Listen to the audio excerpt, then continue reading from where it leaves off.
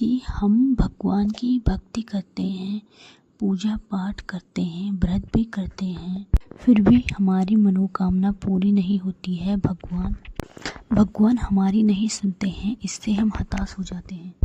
कई बार ऐसा लगता है इतनी भक्ति करने से क्या फ़ायदा, क्या मतलब।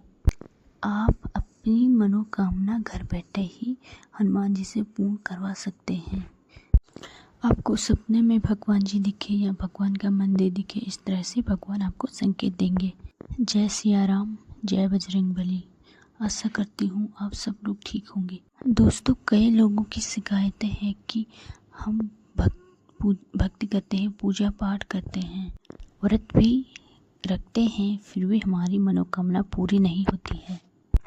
भगवान हमारी नहीं सुनते हैं, तो क्या उनकी भक्ति में कोई कमी रह जाती है या उनकी भक्ति भगवान तक नहीं पहुंच रही है?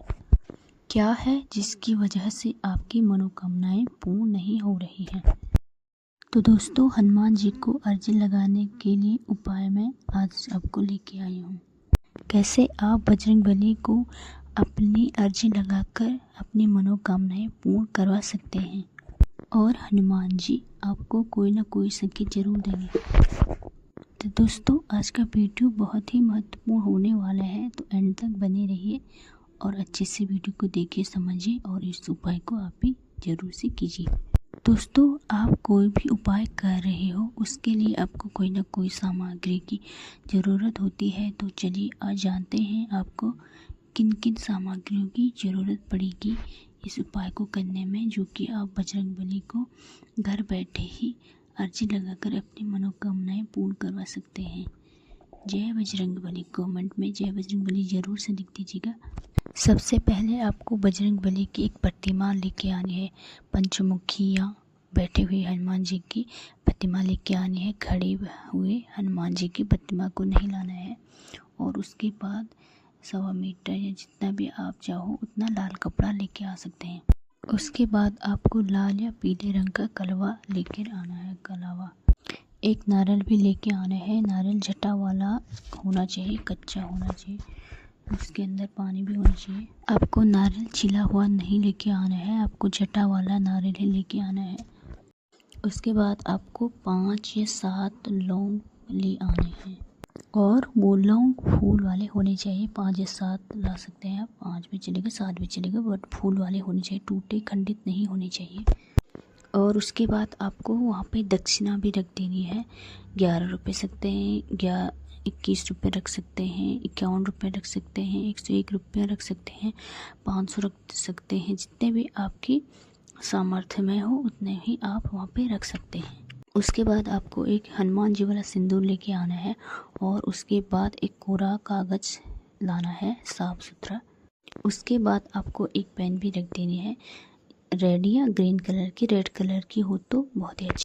तो ये सारी चीज़ें आपको लेके आनी है। तो दोस्तों, ये थी सारी सामग्री अर्जी लगाने की।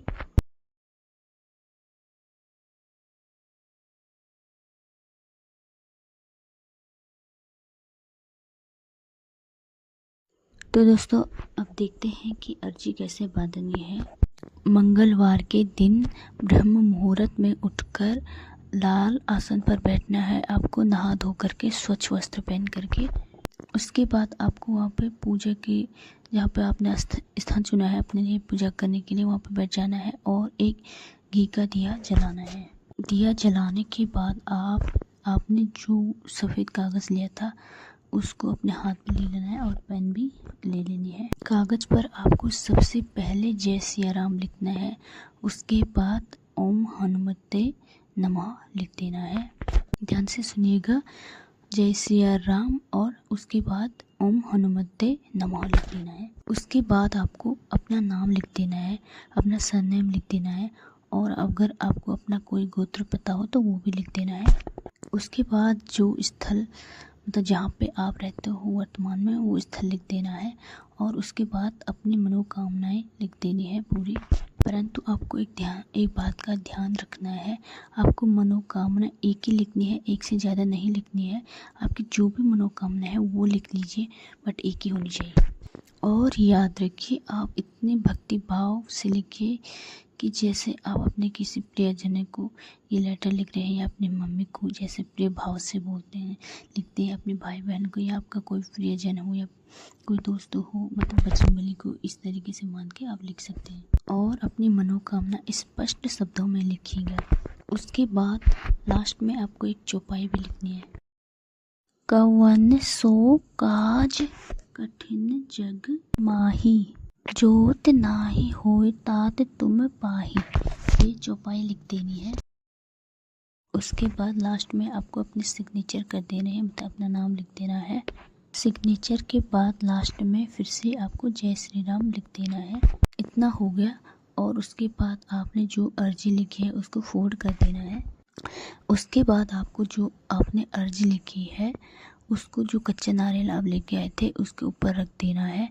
और उसके बाद उसमें सिंदूर डाल देना है। जो 5 या 7 लौंग आप लेके आए थे उसको भी उसी में रख देना है। और जो दक्षिणा आपने रखी थी वो भी उसी में रख देनी है। उसके बाद उसको लाल कपड़े से, उसके बाद आपको वो लाल कपड़ा उस पर लपेट देना है। जो नारियल पर जो भी आपने सामग्री रखी है, जो अर्जी वगैरह लिखी लग गई और जो सामान आपने रखा है उसको लपेट देना है।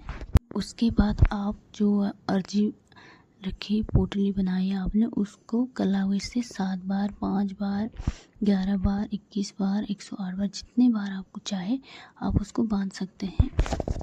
जितने भी बार आप कलावा को लपेट रहे हैं, 5, 7, 11, जितने भी बार लपेट रहे हैं उतनी बार आपके मुंह में राम जी का नाम चैंट करना है। आपको राम नाम का जाप करते रहना है, राम राम राम, जितनी भी बार आप उसको घुमाओगे।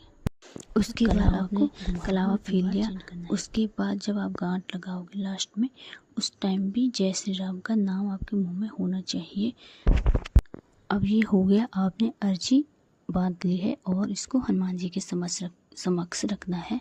और उसके बाद आपको हनुमान जी से प्रार्थना करनी है, हे प्रभु, हे दया निदान, हे संकट मोचन हनुमान, हे दया निदान हनुमान, हे राम भक्त हनुमान, मैं ये अर्जी दे रही हूँ या दे रहा हूँ। उसके बाद और आप ये मेरी अर्जी स्वीकार कर लीजिए, मेरी मनोकामना को स्वीकार कर लीजिएगा। उसके बाद आपको राम जी की स्तुति करनी है और 108 बार राम नाम का जाप करना है। और लास्ट में आपको हनुमान चालीसा का एक पाठ कर देना है। हनुमान चालीसा पढ़ देनी है, या 1 बार, 7, 3 बार, जितनी बार हो सके पढ़ देना है। बस इतना होने के बाद अब आपको हनुमान जी के संकेतों का इशारा करना है। हनुमान जी आपको किसी न किसी रूप में संकेत देंगे। क्या होंगे वो संकेत, चलिए आइए जानते हैं।